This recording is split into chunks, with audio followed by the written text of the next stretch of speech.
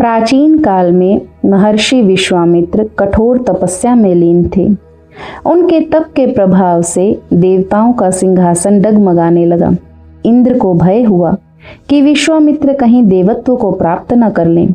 उनकी तपस्या भंग करने के लिए इंद्र ने स्वर्ग के सुंदर अप्सरा मेनका को पृथ्वी पर भेजा।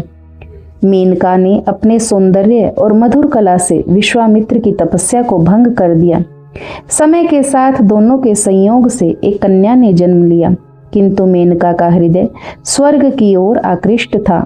लोक लाज और अपने दायित्वों के कारण उन्होंने उस नवजात शिशु को मालिनी नदी के तट पर छोड़ दिया और स्वयं स्वर्ग को लौट गई। वन में पड़ी उस नन्ही सी बालिका की रक्षा स्वयं प्रकृति ने की। पक्षियों ने उसे अपने पंखों से घेर लिया। संस्कृत में शकुंत का अर्थ होता है पक्षी, इसी कारण आगे चलकर उसका नाम शकुंतला पड़ा। उसी समय महर्षि कण्व वहां से गुजर रहे थे। उन्होंने उस बालिका को देखा। करुणा से उनका हृदय भर गया। वे उसे अपने आश्रम ले गए और पुत्री के समान प्रेम से उसका पालन पोषण किया। आश्रम की शांत और पवित्र प्रकृति संलग्न वातावरण में शकुंतला एक सुशील, कोमल और तेजस्वी युवती बनी।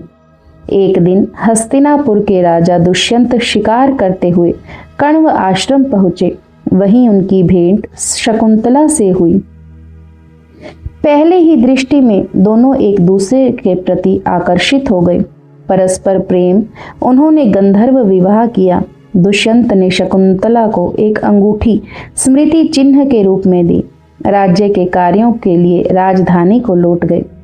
दुर्भाग्यवश एक दिन ऋषि दुर्वासा आश्रम में आए। ध्यान मग्न शकुंतला उनके आगमन पर उचित स्वागत न कर सकी। इससे क्रोधित होकर दुर्वासा ने श्राप दिया, जिसके बारे में वह सोच रही है वह उसे भूल जाएगा। श्राप में यह भी कहा गया, कोई स्मृति चिन्ह भी उस स्मरण को लौटा नहीं सकेगा। समय आने पर शकुंतला अपने पुत्र भरत के साथ दुष्यंत के दरबार में पहुंची, किंतु शापवश राजा ने उन्हें पहचानने से इनकार कर दिया। मार्ग में वह अंगूठी भी नदी में गिर चुकी थी। अपमानित और दुखी होकर शकुंतला वन को लौट आई। कुछ समय बाद मछुआरे को मछली के पेट से वही अंगूठी मिली। अंगूठी देखते ही दुष्यंत को सब स्मरण हो आया। प्रेम, विवाह, पुत्र, पश्चाताप से भरकर वे शकुंतला को खोजते हुए उसके निकट पहुंचे। पूरे सम्मान के साथ उन्हें और पुत्र भरत को राजमहल ले आए। इसके बाद तीनों ने सुखपूर्वक जीवन व्यतीत किया।